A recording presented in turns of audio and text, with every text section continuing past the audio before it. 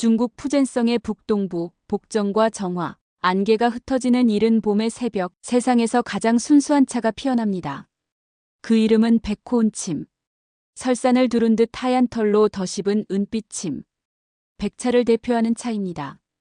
푸젠성의 백호온침은 철관음과 더불어 지역을 대표하는 명차로서 대백차나무의 윗부분, 가장 여린 새싹만으로 만들어집니다. 그래서 백차 중에서도 가장 귀하고 또 가장 비싼 차로 손꼽힙니다. 백호온침은 특별한 가공 과정을 거치지 않습니다. 뜯거나 비비는 초청과 유념을 하지 않고 자연의 햇볕 아래에서 천천히 건조됩니다. 그 덕분에 시간이 흘러도 향과 맛이 거의 변하지 않지요. 백차의 역사는 동안시대로 거슬러 올라갑니다. 학자 윤진이 스승허신을 찾아갔을 때 자신의 고향에서 가져온 찻잎을 뜨거운 물에 우려내자 맑고 청아한 향이 방 안가득 퍼졌다고 합니다. 그 향과 맛이 훗날 백차의 기원이 되었다 전해집니다. 백차의 이름은 외형에서 비롯되었습니다. 마른 찻잎 표면에 덮인 하얀 솜털, 백호가 은빛으로 반짝이기 때문이지요. 또한 제다 방식에서도 뚜렷한 차이를 보입니다. 백차는 덮거나 비비지 않고 햇볕에 쬐어 말리는 일세차 방식으로 만들어집니다. 그 단순한 제다 과정 속에서 가장 중요한 것은 바로 타이밍입니다. 언제 위조를 하고 언제 건조시킬지 그 미묘한 시점을 놓치면 백차 고유의 맛과 향을 살릴 수 없습니다. 그래서 백차는 오히려 단순하면서도 가장 까다로운 차로 평가됩니다. 백차는 중국 6대 다류 중 하나이지만 생산량은 극히 적습니다. 2019년 기준 전체 차 생산량의 1.3%에 불과했습니다. 그 중에서도 대부분이 푸젠성에 복정, 정화, 송계, 건양 등지에서 생산됩니다. 타이완에서도 일부 백차가 생산되지만 원산지는 단연 푸젠성이라 할 수 있습니다.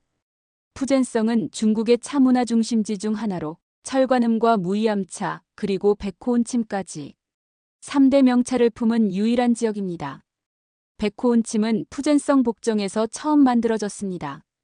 청나라 가경 초년 1796년경에는 복정현에서 생산되는 백호온침이 대표적인 차가 되었습니다.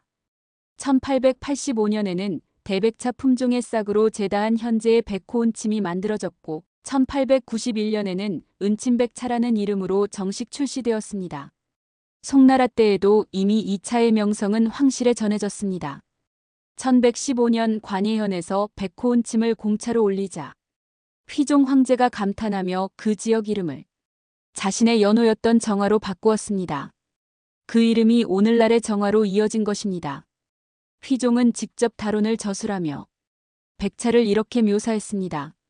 백차는 다른 차와 전혀 다르다. 잎이 보석처럼 얇고 투명하며 깊은 산 절벽에서 자라 사람이 키울 수 없다. 차나무도 적고 만드는 이도 드물어 보물과도 같은 귀한 차이다. 현재 백호온침의 주 생산지는 복정과 정화 두 곳으로 나뉩니다. 복정은 바닷가에 인접한 지역으로 차는 부드럽고 맑은 향이 특징이고 정화는 산악지대로서 차는 묵직하고 깊은 향과 맛을 자랑합니다. 복정 백차는 당나라 유구의 다경에서 영가현 동쪽 300리에 백차산이 있다고 언급된 것이 복정 태모산으로 추정된다는 설이 있습니다. 청나라 이후 사청항을 통해 동남아로 수출되었으며 2009년 복정 정부가 발빠르게 국가 지리적 표시 제품으로 등록하였습니다.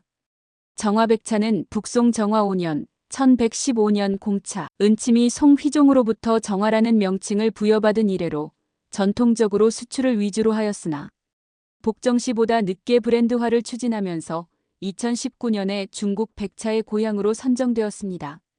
가공 방식을 비교해보면 복정은 자연 건조 일광 위조 방식이 주를 이루고 있습니다. 죽편 위에 찻잎을 펼쳐 햇빛과 바람으로 건조하며 약 36시간에서 72시간 소요됩니다. 신선한 꽃향을 유지하는 것이 특징입니다. 정화 지역은 실내 복합 위조 방식이 많으며 자연 위조와 가온 제습을 병행하여 72시간에서 120시간 건조합니다. 내포 성분 변화가 활발하여 더욱 깊고 진한 풍미를 형성합니다. 건조 과정에서도 다소 차이가 있습니다. 복정은 전통적인 숯불 혹은 전기 건조 방식으로 저온에서 천천히 건조하여 수분 함량이 5%에서 7%로 유지시키나 수요가 많아서 대부분 기계를 사용합니다. 정화 지역은 일부는 훈증 건조 방식을 사용합니다. 소나무 숯불로 건조함으로써 특유의 송연향이 형성되는데 여전히 전통 방식을 사용하고 있습니다. 이 미묘한 차이가 차의 향과 맛을 구분짓습니다. 복정의 찻잎은 짧고 굵으며 흰 솜털이 빽빽하고 정화의 찻잎은 길고 회녹색을 띠며 상대적으로 솜털이 적지만 풍미가 진합니다. 복정 백호온침은 싹이 굵고 고두며 은백색 백호가 밀집하고 정화 백호온침은 싹이 가늘고 길며 회녹색 백호가 상대적으로 적고 봉황꼬리와 유사한 형태를 유지합니다.